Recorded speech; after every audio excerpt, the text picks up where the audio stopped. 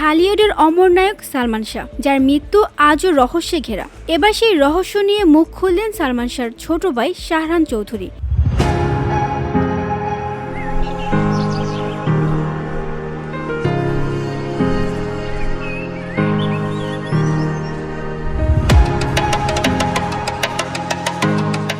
বৃহস্পতিবার ফেসবুক লাইভে এসে সাবেক ভাবি সামিরা হককে নিয়ে আবেগঘন বার্তা দেন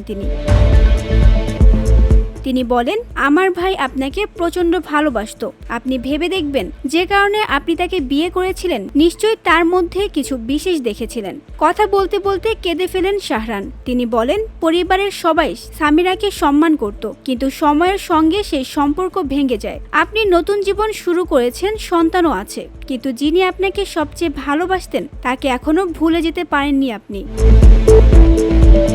শাহরান সাবেক ভাবিকে আখিরাতের কথা মনে করিয়ে দিয়ে বলেন, এটাই দুনিয়ার শেষ না, আল্লাহর কাছে মাফ চান, কারণ 2 দিনের দুনিয়ায় আমরা সবাই চলে যাব। ফেসবুক লাইভে এসে শুধু সামিরাই নন, সালমানের বন্ধু ফারুকের প্রতিও ক্ষোভ প্রকাশ করেন শাহরান। তার অভিযোগ, সালমানের অনুরোধেই সিনেমায় কাজ পেয়েছিলেন ফারুক, অথচ তিনিই ছড়াতেন নানা মিথ্যা তথ্য।